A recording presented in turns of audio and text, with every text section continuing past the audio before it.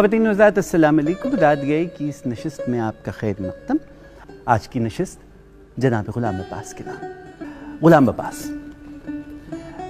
एक ऐसी शख्सियत के जिसके बारे में गुमान ये है कि अमृतसर में पैदा हुआ, बहुत मफलूकुल हाल बचपन है, वालिद का इंतकाल हो चुका है और फिर महाजरत, और महाजरत के बाद बेइंतहा उसरत, और ऐसी उसरत की तालीम हो नहीं सकी है, और तालीम ना होने के सबब यहाँ तक बात पहुँची कि पहली पहल या तो रेलवे में बोरियों के ऊपर नंबर लिखने की नौकरी मिल रही है या फिर लाहौर में पान की दुकान खोली है।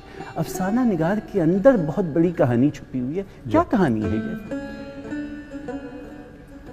असल में ये कहानी जो है ये बहुत पहले सामने आनी चाहिए थी जब वो ज़िंदा थे, लेकिन अब वो 1982 में जब उनका इंतकाल हुआ उसके बाद भी कुछ ज़्यादा उन पे काम हुआ नहीं कि उनकी ज़िंदगी के ऊपर कुछ काम ऐसा होता, या उनके वर्क्स पे तो चलो कुछ ना कुछ जो आर्टिकल्स हैं जो उनके अफसानों के बारे में हैं वो तो आते ही रहते हैं, लेकिन अब ज़िंदगी का भी अब आप देखिए ना कि उनकी मेरे मुआसिर मौक़िक़ीन जो हैं उन्होंने उनकी पैदाइश लुधियाना की बताई।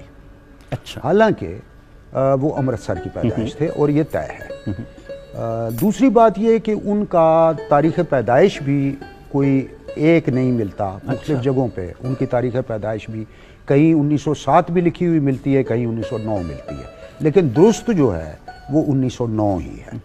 अच्छा, यहाँ से आप देखिए कि गलत फहमियों और कुछ गलत बयानियों या कुछ इग्नोरेंस जो है वो उसकी वजह से ग़ुलाम अब्बास की लाइफ जो है वो भी हमारे सामने मुकम्मल तौर पर नहीं आई। जैसा कि अभी आपने बताया कि वालिद साहब के इंतकाल के बाद उनका ज़ाहिर है कि उसरत ने एक जो है उसको घेर लिया सारे को, और ये जो अमृतसर, अच्छा ये अमृतसर और लाहौर चूँकि जुड़वां शहर थे, लोग जो यहाँ मुलाजमत करते थे, जैसे बेदी साहब के वालिद साहब यहाँ जीपीओ में काम करते थे। अच्छा। और वहाँ से साइकिल पे आते थे और जीपीओ की जब छुट्टी होती थी तो वापस चले जाते। रोजाना अमृतसर से साइकिल पे? जी जी, अमृतसर से और यहाँ तक, और इतना फासला लोग उस ज़माने में किया करते थे साइकिल पर। अच्छा, एक और बात कि खुद इनके अपने बयानात जो हैं ग़ुलाम अब्बास साहब के, वो भी कुछ मामलात को कंफ्यूज कर देते हैं। मिसाल के तौर पर चूँकि तालीम आपको मालूम है कि उनकी तालीम को बहुत ज़्यादा प्रॉपर नहीं हो सकी थी, लेकिन ये है कि वो बहरहाल स्कूल में तो दाखिल हुए। अच्छा, वो स्कूल का नाम भी बताते हुए खुद मुझे ग़ुलाम अब्बास, मेरी मुलाकात भी रही ग़ुलाम अब्बास साहब से, तो और जब मैं ये उर्दू अफसाने की रिवायत पे काम कर रहा था तो तब भी उनके साथ मेरा ख़त किताबत का सिलसिला रहा, तो उसमें उन्होंने जो है वो दयाल सिंह स्कूल बताया। यानी जब वो अपना स्कूल भी बता रहे हैं तो दयाल सिंह स्कूल बता रहे हैं, जबकि उस ज़माने में दयाल सिंह स्कूल नाम की कोई चीज़ लाहौर में नहीं थी। अच्छा। वो था यूनियन एकेडमी कायम हुई थी, यूनियन एकेडमी, जो कि बुनियाद है दयाल सिंह कॉलेज की।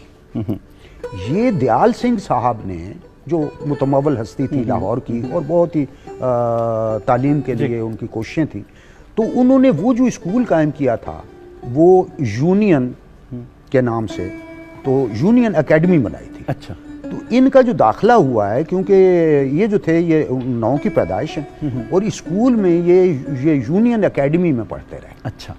तो ये पहली बार आपके इस प्रोग्राम के ज़रिए ये बात लोगों तक जाएगी कि वो था क्या, जो बाद में फिर 1910 में जाके ये स्कूल जो कॉलेज बना। और रिहाइश गालिबन इनकी लाहौर के, हाँ, जहाँ ये म्यूजिशियंस वगैरह और ये जो टकसाली दरवाजे, जो टकसाली दरवाजे इनकी रिहाइश थी। अच्छा, फिर इसमें भी आप ये देखिए कि कुछ लोग जो है वो बिला तहकीक के उन्होंने ये भी बताया कि जी एक वक्त ऐसा आया कि उन्होंने मैट्रिक भी कर ली, हालांकि स्कूल इनका छूट गया था। स्कूल इनका छूट गया था और वो छूटा भी इन राइटिंग्स की वजह से, क्योंकि जब ये 7वीं क्लास में थे तो 1922 में इन्होंने एक अफसाना लिखा। अच्छा, यानी उसको कहानी में इसलिए नहीं कहता कि वो मैंने देखा, तो वो बाकायदा अफसाना है। 7वीं जमात, 7वीं क्लास का जो है ग़ुलाम अब्बास 13 साल के, तो इन्होंने बकरी के उन्वान से एक अफसाना लिखा। अच्छा, वो कहानी और अफसाने की कोई दरमियानी सी शक्ल है। आपको तो ये जाहिर है कि सभी जानते हैं कि उन्होंने बच्चों के लिए भी बहुत लिखा। तो ये पहली चीज थी जो कि बच्चों के लिए नहीं थी, यानी वो अफसाना लिख रहे थे एक हिसाब से, लेकिन उनके अंदर जो बच्चा था वो उनसे कहानी लिखवा रहा है एक हिसाब से, लेकिन वो कहानी और अफसाने की कोई मिली जुली शक्ल है। इसी तरीके से आप ये देखिए तो उसकी वजह से स्कूल क्यों छूटा? वो भी आगे बात कर लेता हूँ कि वो स्कूल कैसे छूटा। इनका ये जो अफसाना था, ये उस जमाने के रसाला, जो बहुत मशहूर रसाला था उस दौर का, और वो दारुल इरशाद से छपता था, मौलवी मुमताज अली साहब का पर जो फूल था, अच्छा। ये इनके एक टीचर ने जो है उसकी मामूली सी इस्लाह के साथ उन्हें भेज दिया। अच्छा। और वो फूल में छाप दिया। अच्छा, फूल में लिखने वाले बड़े लोग हुआ करते थे, यानी इतनी छोटी उम्र का कोई बच्चा नहीं होता था। इसलिए दारुल इरशाद के मौलवी मुमताज अली साहब भी और उनके बेटे इम्तियाज अली ताज की भी नज़रों में ये आ गए कि ये कोई अलग से कोई ऐसे फिक्शन के साथ जुड़ा हुआ आदमी है, बच्चा है कि जिसको, अच्छा, ये वही पहली वो थी। दूसरी तरफ आप देखें कि टॉल्स्टॉय का अफसाना इन्होंने 2 साल बाद ही, मैं 9वीं में थे, 9th क्लास में थे, तो इन्होंने एक टॉल्स्टॉय का अफसाना जो है वो जिला वतन के नाम से रूसी से अंग्रेज़ी की मार्फत तर्जुमा किया। यानी अंग्रेज़ी इनकी इतनी अच्छी हो गई थी कि जिला वतन जो है 9वीं जमात का बच्चा अंग्रेजी अफसाना कहानी पढ़ रहा था। जी, वो यानी वो जिला वतन उन्होंने जब तर्जुमा किया तो वो 1000 दास्तान में छप गया, जो यहाँ का उस ज़माने का बहुत मशहूर पर्चा था। और लोग जो थे ये देख रहे हैं कि 9th क्लास का बच्चा है। इसीलिए अच्छा, इनके लिए जो आपने सवाल किया था कि तालीम कैसे छूट गई, ये जो है ये आगे चल रहे हैं तो इनकी एज जो है वो इस वक्त 15 साल की तो ये हो गई, ये 19 बरस के थे, तो 19 बरस की उम्र में इनको रसाला फूल और तहजीब निस्वां के लिए उसी दारुल इरशाद इदारे ने बच्चों के रसाले फूल और ख़वातीन की इस्लाह का जो रसाला था उसके लिए नायब मुदीर हो गए। यानी आप ये देखिए कि 19 बरस का बच्चा जो है वो नायब मुदीर है इन दोनों रसालों का, और जाहिर है कि यही काम करते होंगे ज़्यादा जो दौड़ भाग करते होंगे गुलाम अब्बास। अच्छा, ये एक तरफ तो इनका जो है ना, ये जो स्किल है, ये जो जहानत है, ये उनको फ़ायदा पहुंचा रही है। में एक मिनट यहाँ पे आप कतल अमीम, आप घर में उसरत है? जी, घर में उसरत है, खाने को पैसे नहीं है, इसीलिए तो काम करना पड़ रहा है। और ऐसे में काम किया है, काम इतना शानदार हुआ है कि 19 बरस की उम्र में इतनी अच्छी मुलाजमत मिल गई। जी बिल्कुल। सो फैसला ये हुआ है कि तालीम जारी रखने से ज़्यादा ज़रूरी है कि नौकरी। अब क्या करें? अच्छा, आप ये देखिए कि लेकिन तालीम हासिल करने का भी एक तरफ तो वो घर को 4 पैसे देने के लिए या अपना कोई करने के लिए, लेकिन तालीम का इनका वो ख्वाब टूटा नहीं, उन्होंने टूटने नहीं दिया। अब आप अंदाज़ा लगाइए कि उस ज़माने में चूँकि किसी रेगुलर किसी स्कूल में ये पढ़ नहीं सकते थे, काम करना होता था, तो इन्होंने मुंशी फाजिल का इम्तिहान दिया ओरिएंटल कॉलेज की मार्फत। उस ज़माने में ओरिएंटल कॉलेज की मार्फत मुंशी फाजिल, मुंशी आलिम, ये जो होते थे इम्तिहानात ये हुआ करते थे। ये बाद में फिर जब बोर्ड बन गए, बोर्ड तो बहुत बाद में बने, ये पंजाब यूनिवर्सिटी इम्तिहानात लिया करती थी। तो आपको ये है कि मैट्रिक का इम्तिहान भी पंजाब यूनिवर्सिटी लिया करती थी। जो मंटो ने मैट्रिक किया था वो भी पंजाब यूनिवर्सिटी से डिग्री मिली थी, और 3rd डिवीजन आई थी। हाँ, 3rd डिवीजन। अच्छा, इसी तरीके से अब ये देखिए कि इन्होंने मुंशी फाजिल किया।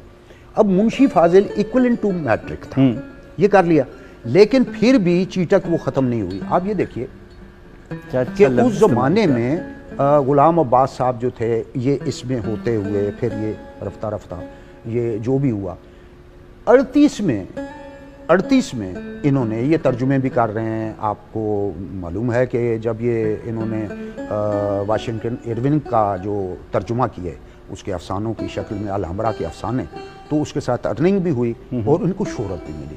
उस ज़माने में लोगों ने ये कहना शुरू कर दिया कि अगर ये और कुछ भी ना लिखें तो ये जो इन्होंने तर्जुमे किए हैं अल हमरा के अफसाने, शायद इसी की वजह से इनका नाम चलता रहेगा, यानी उस पर ये रुके नहीं।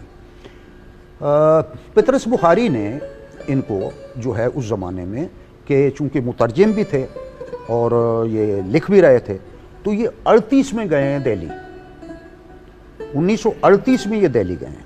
और ये जो अफसाने, जो 2 अफसानों का तो ख़ास तौर के ऊपर जो आपके भी जहन में होंगे कि एक तो आनंदी और दूसरा कतबा, ये दोनों अफसाने उनको उस दौर के ब्रिटिश दौर के पीरियड के दिल्ली से मिले हैं। वैसे अगर देखा जाए कि जिस बल्क में इनके तराजिम हैं उतने अफसाने नहीं हैं। आम तौर के ऊपर ये बात जो है ये समझी जाती है कि उनके अफसानों की तादाद जो है वो 39 से ऊपर नहीं बढ़ी। वो इससे ज़्यादा भी क्या कि शुरू के जो अफसाने हैं, इब्तिदा के जो उनके अफसाने हैं, वो शुरू वाले अफसाने इन्होंने ख़ुद ही अपनी किताबों में शामिल नहीं किए। पहली बात तो ये कि जैसे इनका एक अफसाना है जो 1927 में सामने आया। आम तौर पर इनका एक अफसाना था मुजस्मा जो 1933 में छपा था, उसे लोग किताबों में लिखते हैं कि उनका पहला अफसाना था। हालांकि जान निसार दोस्त जो था इनका अफसाना जो मखज़न में छपा है जी 1927 में, वो अफसाना इनका पहला अफसाना है। इस यूं मुझे ज़रा आसानी हो गई इस हिसाब से कि जब इनको सामने रख के इनके मुआसिर अफसाना निगारों के, यानी ये बेदी से भी सीनियर हैं, मंटो से भी सीनियर हैं, यानी 1927 में जब इनका अफसाना मखज़न में छपा है जान निसार दोस्त, तो उसके हिसाब से मतलब ये है कि अगर जूनियर हैं तो सिर्फ रशीद जहाँ से हैं, बाकी अहमदीन कासमी, मंटो, बेदी, कृष्ण चंद्र, इन सब से यानी ये पहले। एक बात कम काम क्यों? लेकिन कम काम जो है वो एक तो बात यह है कि अहमदीन कासमी साहब की मुझे बात याद आती है कि अहमदीन कासमी साहब ने ये बातें लिख भी दी थी किसी जगह, लेकिन मेरे साथ बात करते हुए जो उन्होंने बताया कि जितनी लेबर, जितनी मेहनत गुलाम अब्बास अपने एक अफसाने पर करते थे उतने में तो लोग 10 अफसाने लिख लेते हैं। वजह यानी ये नहीं कि वो जो लेबर है वो और लोग नहीं करते, जो अच्छा लिखने वाला होता है वो लेबर तो करता है। बेदी साहब के अफसानों पे लेबर नज़र आती है, अपने दुख मुझे दे दो, या हाँ मतलब अच्छा। ये देखिए कि कैसे कैसे अफसाने हैं उनके पास। या काजी अब्दुल सत्तार हैं तो उन अफसानों पे भी लेबर नज़र आती। लेकिन इनका ये है कि जो तरीक़ा कार है इनके अफसानों का, जिस तरीके से इन्होंने अफसाना निगारी की है, यानी ख़ास तौर के ऊपर जो बेस्ट है इनका जो काम है, जिसको मैं बेस्ट कहूँ, 7-8 अफसाने तो इनके बेस्ट हैं, यानी उसे वर्ल्ड की सतह के ऊपर भी हम उनको बेस्ट कह सकते हैं। यानी जिसमें एक तो ये है आनंदी है और कतबा है, ओवरकोट है, अपना ये जो म्यूजिक से जो मौसीकी से मुतालिक जो है कानरस है अफसाना, या मोहब्बत का जो अफसाना एक ही इन्होंने लिखा है जो कि मोहब्बत का अफसाना लिखा है, और वो है उसका उन्वान है साया। मेरा पसंदीदा इन सब अफसानों में से मेरा पसंदीदा अफसाना इनका जो है वो साया है। अच्छा, इन अफसानों से मैं उसे ज़्यादा वो देता हूँ, जिसमें अगर पढ़ा जाए तो कारी को नज़र आएगा कि इसमें वो समझ भी सकेगा कि इनका तरीक़ा कार क्या है, कि वो एक तो जुज़ियात जो वो इकट्ठी करते हैं जो एक किसी कैरेक्टर के साथ हैं। दूसरी बात, वो ख़ुद भी ये बात बारहा कह चुके हैं। जैसे आसिफ फरखी ने उनको इंटरव्यू किया था तो हरफ़े मनोतू में जो 1986 में किताब आई थी इंटरव्यूज़ की, उसमें उन्होंने जब ये बात की थी तो उन्होंने कहा कि मैं जो किरदार चुनता हूँ तो वो किरदार अपने सारे उसके साथ चुनता हूँ जिसके अंदर वो पैदा हुआ है, उसके अंदर लिव कर रहा है, और वो सारा, और मेरे लिए मुश्किल यही होती है कि मैं उसको सारा जो इर्द गिर्द उसके बिखराव होता है उसको पूरा उठाने की कोशिश करता हूँ। हम भाई, आप फूल की इदादत के बाद पितरस ले गए दिल्ली और वहाँ नौकरी, रेडियो ज्वाइन कर लिया। ये रेडियो का वाक़या कब का और रेडियो किस हैसियत में ज्वाइन किया? अच्छा, उस ज़माने में पक्की मुलाजमत तो नहीं हुआ करती थी, लेकिन वो एक जिसको कहा जाता था कि ये कॉन्ट्रैक्ट के ऊपर आर्टिस्ट कहलाता था। वो लिखने का काम भी करता था। बाज़ औक़ात ज़रूरत के तहत अगर कोई गीत लिखना पड़ गया है या कोई छोटा कोई चीज़, तो इस तरह के, जैसे कि नासिर काज़मी साहब यहाँ लाहौर पे रहे तो वो इसी तरीके से। लेकिन ये जो रेडियो था, ये रेडियो जो नई बिल्डिंग है, शुरू में ये एक और बिल्डिंग में कायम हुआ था, ये भी ज़हन में रखिए कि जहाँ ये लोग जाया करते थे वो बिल्डिंग और थी। अच्छा, और वो उसके छोटी सी ट्रेन के ऊपर ही जाना पड़ता था, जो ट्रेन का थोड़ा सा सफ़र था। ट्रेन पे भी मुझे पहले ये बताइए हाँ कि पितरस की साथ सलामत अब्बास से कहाँ हुई और कैसे हुई? वो तो लाहौर का है मामला, वो लाहौर का मामला है। और ये आप देखिए ना, ये जो अफसाना है ओवरकोट, ये ओवरकोट अफसाना ही पितरस की वजह से, पितरस बुखारी की वजह से ये सामने आया। यानी ये खुद इन्होंने जो अपने इंटरव्यू देते हुए दो चार बातें जो हैं मिर्ज़ा ज़फ़रुल हसन साहब को बताई थी कि इनका पस मंज़र बताया था इन अफसानों का। तो मिर्ज़ा ज़फ़रुल हसन साहब ने जो रसाला निकालते थे, गालिब 1975 का पहला शुमारा निकला था, मुझे याद है कि वो मुझे आया तो मैंने उसमें ये मजमून देखा था। तो इसका पस मंज़र बताते हुए ये बताते हैं ओवरकोट का, कि ओवरकोट रात को ये बताते हैं कि 10-11 का टाइम होगा, ज़ाहिर है 10-11 उस दौर के जो होते थे वो काफ़ी तारीकी और शहर, तो ये यहाँ माल के थोड़ा सा दूर ये रहते होंगे। तो पतरस बुखारी अपनी गाड़ी पे फैज़ अहमद फैज़ और डॉक्टर MD तासीर को, मोहम्मद दीन तासीर को, जो अमृतसर कॉलेज के प्रिंसिपल भी एक ज़माने में रहे थे, फिर इस्लामिया कॉलेज में आ गए थे, यानी पार्टीशन के बाद MD तासीर, तो दो इनको अपने साथ फैज़ को और MD तासीर को बिठा के अपनी कार पे पतरस बुखारी गुलाम अब्बास को लेने गए। अच्छा। तो गुलाम अब्बास ने ऊपर से खिड़की खोली और उन्होंने कहा कि मैं ज़रा चेंज करके आता हूँ। तो उन्होंने कहा चेंज वेंज क्या होता है, आ जाओ, किसने देखना है, हमने तो वैसे ही आवारखोरी के लिए माल पर जाना है। तो इन्होंने ज़ाहिर है कि घर के जो कपड़े पहने हुए थे वो लोगों में जाने वाले नहीं थे, जो मतलब मलबूस था, तो इन्होंने ऊपर ओवरकोट पहन लिया। अच्छा। जो पहन लेता, तो वो उसके साथ जब बैठे और गाड़ी जब पतरस ने यूँ माल की तरफ काटी तो एक बहुत बड़ा म्यूनसिपल कमेटी का छकड़ा वहाँ से गुजर रहा था रात को, ज़ाहिर है वो अपनी जान छुड़ा के जा रहे होंगे कहीं को काम, तो उसकी झपीट में आने लगी ये गाड़ी, यानी मामूली से फ़र्क के साथ ये लोग बच गए। तो गुलाम अब्बास ये बताते हैं कि ये अफसाना उस वक्त ही मेरे जहन में आ गया था कि जब हम लोग अस्पतालों में, हम अस्पताल में हमें डाला जाएगा सबको, तो हम नीचे से सबसे बुरी हालत मेरी ये होगी कि मेरे जो कपड़े बरामद होंगे, इसने नीचे सिर्फ बनियान पहनी हुई थी, यानी सिर्फ बनियान पहनी हुई थी, शलवार पहनी हुई थी, ऊपर उन्होंने वो पहन लिया। जब ये कोट हटेगा तो फिर क्या सामने आएगा, ये बात। अच्छा, अब ये देखिए कि यहाँ से ये इस अफसाने से इनके यहाँ जो ये आता है ना नकाब का जिक्र जी, कि मुख्तलिफ लोगों ने मुखूटे पहने हुए हैं, मुख्तलिफ नकाब, चेहरा छुपाया हुआ, असल क्या है, और वो जो है वो सारा जाली है, नकल है। इसमें इस अफसाने में ये उसकी इंतहा है जो कि उन्होंने दिखाया कि एक तो इसका ये पस मंज़र। अच्छा, पतरस की जो आप बात कर रहे हैं कि वो पतरस ने रेडियो जब कायम किया, जो न्यू बिल्डिंग है, तो मैं तो न्यू बिल्डिंग की बात कर रहा हूँ, ओल्ड बिल्डिंग कहाँ थी मैंने वो नहीं देखी, क्योंकि वहाँ तो जाना ही नहीं हुआ।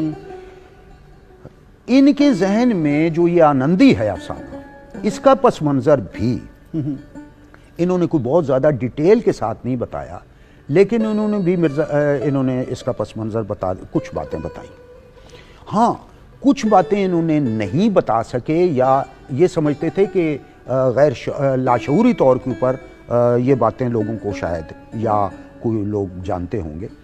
असल में इसकी बुनियाद आनंदी की उस वक्त पड़ती है जब 1921 में फर्स्ट टाइम लाहौर में तवाइफों के खिलाफ कि ये शुरफा की आबादियों से इनको दूर किया जाए। अच्छा। यहाँ से एक तहरीक, लाहौर का बात 1921 लाहौर में 21 में म्यूनसिपल कमेटी के एक सेक्रेटरी थे रुलिया राम, जिनकी रुलिया राम साहब को अगर देखना हो आपने अब भी, तो उनकी एक बहुत बड़ी पोर्ट्रेट जो है यहाँ YMCA हाल माल रोड पर उनकी पोर्ट्रेट अंदर लगी हुई है। ये थे उस जमाने के सेक्रेटरी रुलिया राम।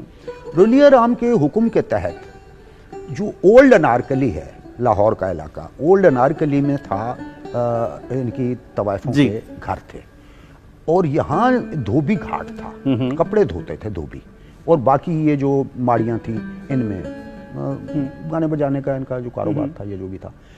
पहली दफ़ा यहाँ से धोबी घाट से इनको दूर किया गया एक आर्डर के तहत। अच्छा। उसके बाद ये जो लुंडा बाजार है, अच्छा लंडा बाजार कहना ही गलत है, लुंडा बाजार, लुंडा बाजार इसलिए कि वो बाजार आगे बढ़ते बढ़ते बढ़ते स्टेशन के पास जाके वो खत्म हो जाता है, यानी लुंडा होता है। अच्छा, लुंडा बाजार में यहाँ से वो उठ के उधर चली गई। 22 में म्यूनसिपल कमेटी लाहौर ने ये फैसला किया कि लुंडा बाजार को भी खाली करो।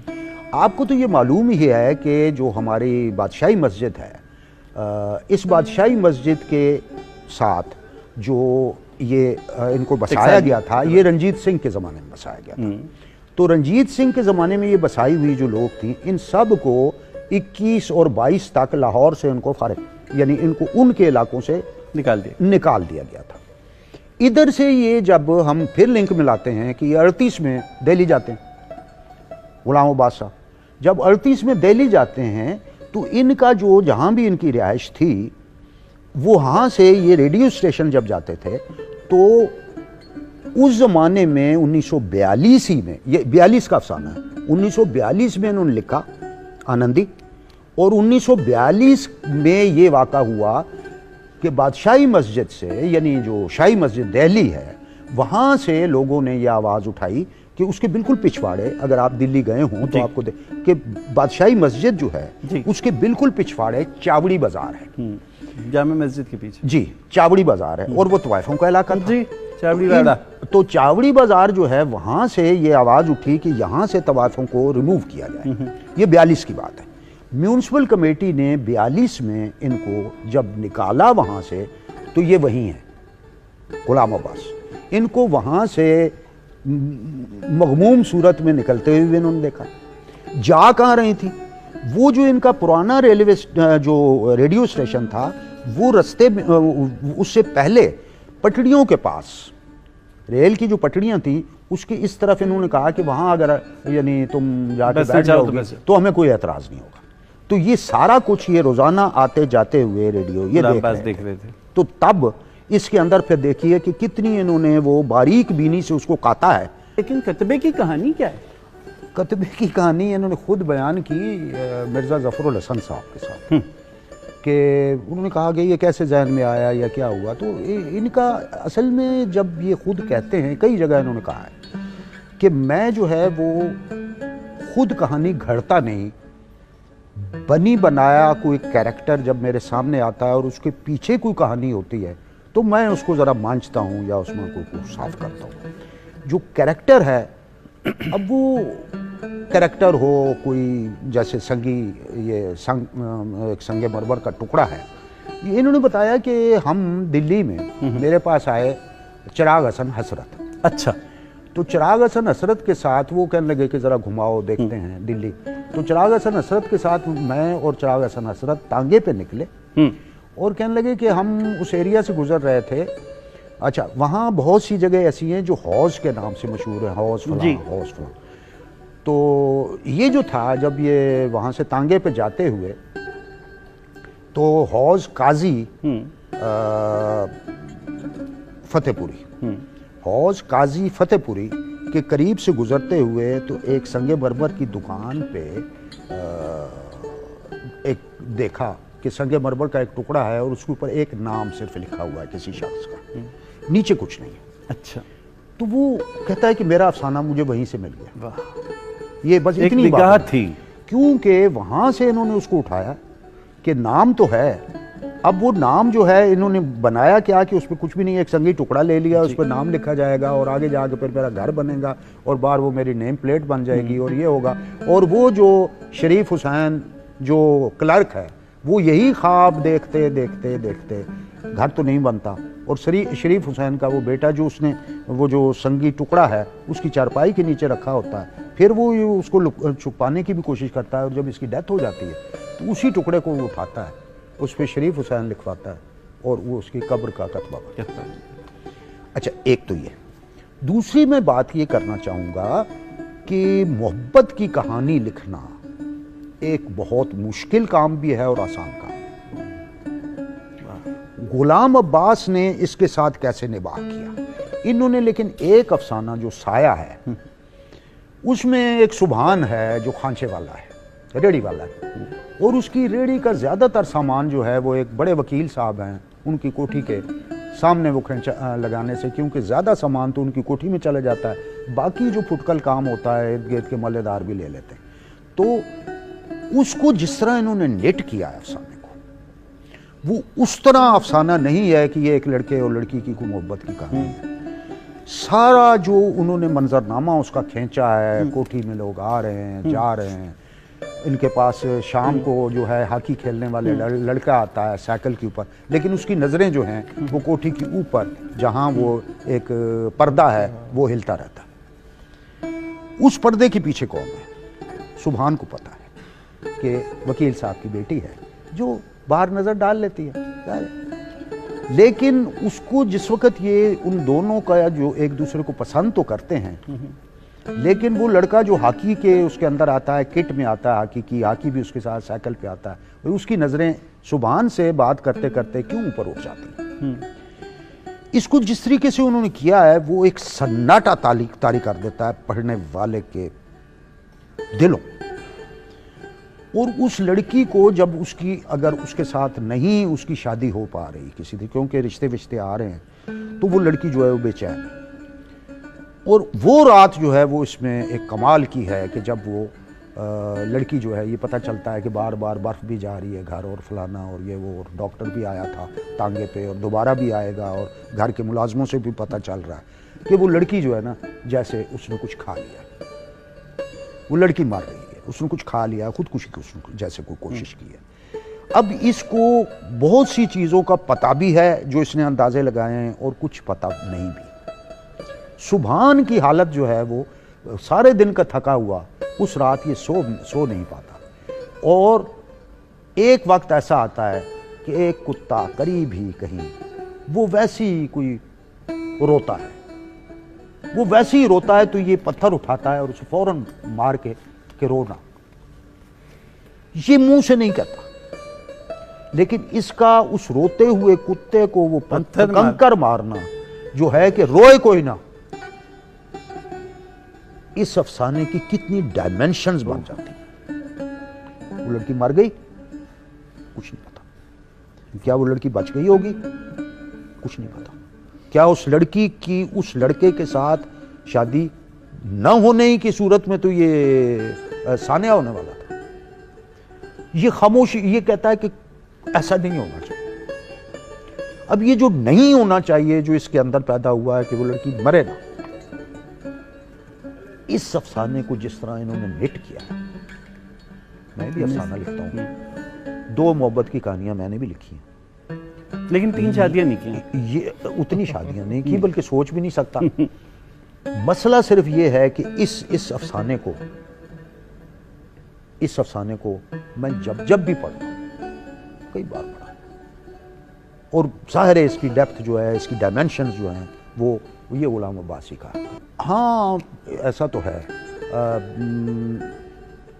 और ये मज़े का आदमी इस तरीके से निकलता है कि इर्द गिर्द जो बड़े लोग हैं, खुद ये बड़े आदमी थे, मतलब वो लोग जो है वो दौर ऐसा है, असल में वो दौर ऐसा है कि जिसमें मुसव्विरों का, मूसीकारों का, हाँ, चगताई साहब के साथ आप ये देखिए कि एक पान की दुकान के ऊपर इनकी चगताई साहब के साथ हुई है। अब्दुर्रहमान चगताई अब ज़ाहिर है मुसव्विर मशरिक, और उनके साथ जो है इनका जो दोस्ती बन गई। एक तरफ तो ये बात जो आपने की कि उन पे काम ऐसा नहीं हुआ, एक काम हुआ यहाँ की पंजाब यूनिवर्सिटी से हुआ, यानी ओरिएंटल कॉलेज से हुआ।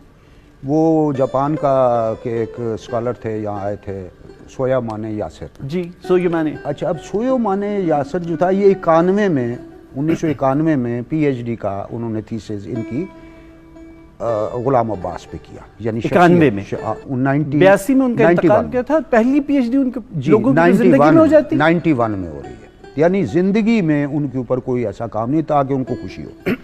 दूसरी बात, अच्छा, सोया माने यासिर ने, अब वो जाहिर है कि जापानी था नौजवान, और यहाँ आके जो अच्छा शायद है, और वो जो है सोया माने यासिर जो है वो उसने कुछ चीज़ें इकट्ठी की, और मतलब उसके अलावा यहाँ काम भी नहीं हुआ इसमें। एक ज़्यादती जो गुलाम अब्बास के साथ जो हुई कि कुछ लोगों ने उनको, यानी उमूमी सतह था, वो ये समझा कि इनका जो अफसाना था ओवरकोट जो चरबा है, वो चरबा है, और ये बात अंदर खाने, हालांकि कोई झगड़ा नहीं किसी से कोई लड़ाई नहीं, और वैसी अपनी जहालत की बुनियाद पे ये बात चला दी कि ये गोगोल के अफसाने का चरबा है। अच्छा, गोगोल के अफसाने का उसके साथ क्या ताल्लुक, वाकया आपको बता चुका हूँ कि पतरस उनको घर लेने आए और उन्होंने ये वाकया, और वहाँ से बिल्कुल, और वो तो आइडिया था, लेकिन वो जो लड़का उन्होंने जो भेज रहे हैं जिसने ओवरकोट पहना हुआ है और वो पटी हुई जुराबें बाद में निकलती हैं उसकी, जब उसकी वो एक्सीडेंट हो जाता है, तो उसका गोगोल के उस अफसाने के साथ कोई ताल्लुक ही नहीं। 1964 में चेकोस्लोवाकिया में एक मुकाबला हुआ अफसानों का। गुलाम अब्बास साहब ने भी सोचा कि चलो अगर कोई चीज़ भेजने के साथ देख लेते हैं, लोगों ने इसकी तारीफ भी बहुत की है। और चूंकि ये अफसाना जो आनंदी था, ये आनंदी उन्होंने जिस स्टाइल में लिखा था, जिस हिसाब में उन्होंने लिखा है, जो उनकी टेक्निक है कि वो एक पैराबल बनती है, जहां से स्टार्ट होता है वहां एंड होता है और आगे फिर स्टार्ट हो रहा है। आप अगर उस पर गौर करें आनंदी पे, तो वो एक वहां से निकालने के लिए तकारीर हो रही हैं कि इनको यहां से उठाओ, चावड़ी से वो जा रही हैं उधर सड़क पार रेलवे की ट्रैक के साथ, और फिर जो वो फिर तकरीर आ, यानी वो कंटिन्यूटी है उसमें। एक तो ये इसकी टेक्निक में एक जो कंटिन्यूटी है कि वो कभी न खत्म होने वाली कहानी है, कि इस तरह के जो मुआशरत सुधार लोग हैं वो इनका पीछा कभी नहीं छोड़ते। एक बात। दूसरी तरफ जो है, अच्छा, और ये छपा है इसके अदब लतीफ़ दिसंबर उसका शुमारा था, सालनामा था 1942 ही में वो म्यूनसिपल कमेटी ने फैसला किया कि चावड़ी से वो उधर जाएं, निकाला गया था वाइफों को। 42 ही में ये अफसाना दिसंबर में जाके छप गया, ये सालनामा था। और एक ही अदब लतीफ़ का पर्चा जो है वो फैज़ अहमद फैज़ ने मुरतब किया है, उसमें ये अफसाना छपा था। और ये खुद इनको भूल गया था कि इनके ऊपर एक इल्ज़ाम लगा दिया डॉक्टर एहसन फारूकी ने। ये इल्ज़ाम लगाया, यानी 1964 में जिस वक्त वो इनको प्राइज़ मिल गया चेकोस्लोवाकिया का बेहतरीन अफसाने का, और वो इनको मिला क्योंकि इन्होंने ट्रांसलेट करवा के वहाँ भेजा था। और ये अफसाना जब उन लोगों ने पढ़ा तो इसको पहला इनाम गुलाम अब्बास को मिल गया। ये 1964 की बात है। अब अल्लाह जाने बड़े नक्काद थे, बुजुर्ग आदमी थे, मैं उनकी भी रिस्पेक्ट करता हूँ, कुछ अच्छा काम भी है उनका, नावल निगार भी थे, अफसाने भी उन्होंने लिखे। तो एहसन फारूकी साहब जो थे, डॉक्टर एहसन फारूकी साहब, उन्होंने एक बयान दे दिया नसीम दुरानी के पर्चे अल्फाज कराची में कि ये चरबा है। और जब ये छपा था अफसाना, उसके नीचे माखूज लिखा था। अब वो कौन ढूंढे, यानी उस वक्त भी 64 के बाद की बात होगी ना, जब ये उनको इनाम मिला है, तो उन्होंने किसी हिसाब से ये बयान जारी कर दिया।